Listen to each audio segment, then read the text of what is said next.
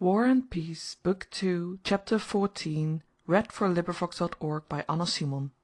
November 1st, Kutúzov had received, through a spy, news that the army he commanded was in an almost hopeless position.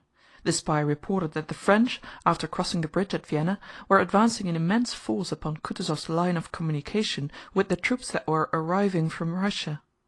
If Kutúzov decided to remain at Krems, Napoleon's army of 150,000 men would cut him off completely and surround his exhausted army of 40,000, and he would find himself in the position of Mack at Ulm.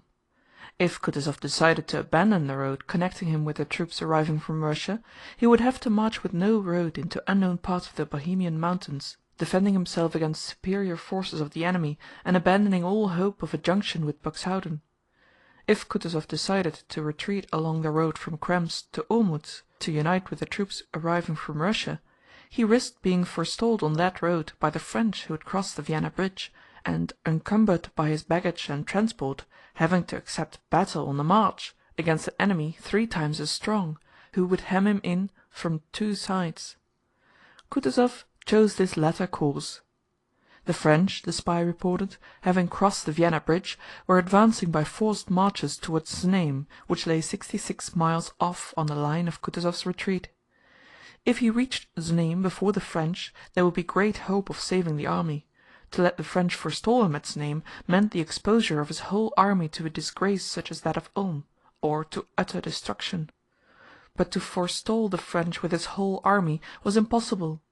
The road for the French from Vienna to Znaim was shorter and better than the road for the Russians from Krems to Znaim. The night he received the news, Kutúzov sent Bagratión's vanguard, 4,000 strong, to the right, across the hills, from the Krems-Znaim to the Vienna-Znaim road. Bagratión was to make this march without resting, and to halt facing Vienna with Znaim to his rear, and if he succeeded in forestalling the French, he was to delay them as long as possible.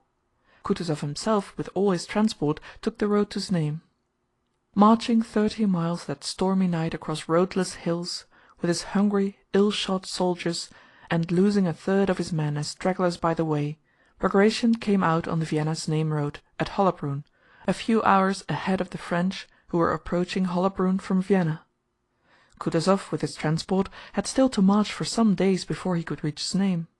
Hence Bagratión with his 4,000 hungry, exhausted men would have to detain for days the whole enemy army that came upon him at Hollabrünn, which was clearly impossible. But a freak of fate made the impossible possible. The success of the trick that had placed the Vienna bridge in the hands of the French without a fight led Murat to try to deceive Kutúzov in a similar way.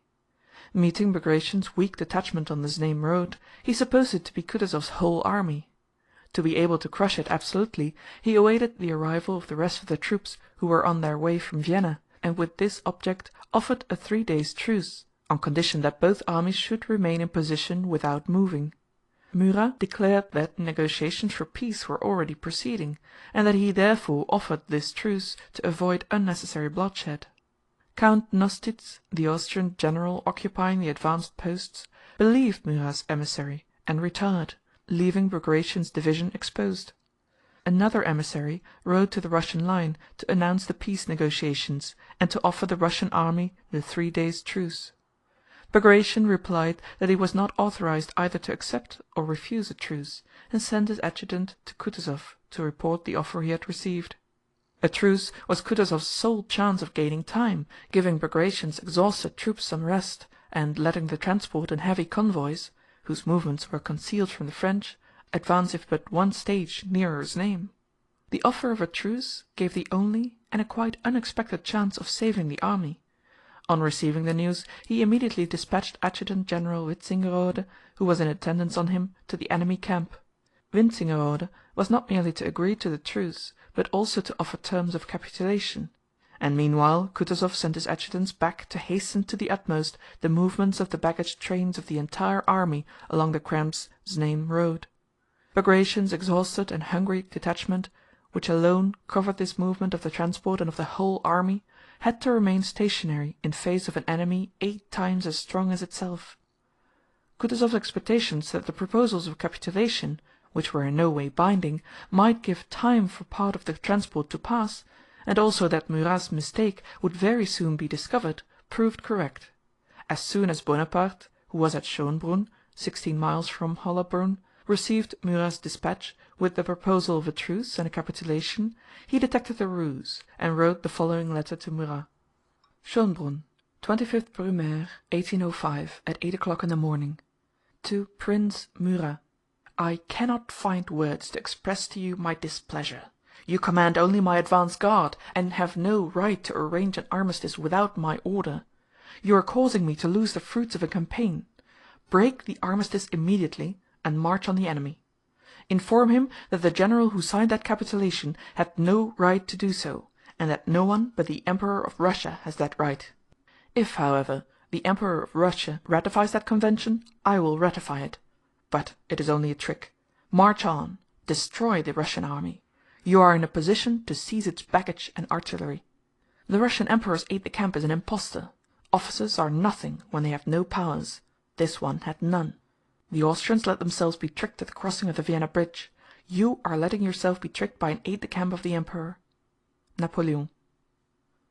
Bonaparte's adjutant rode full gallop with this menacing letter to Murat.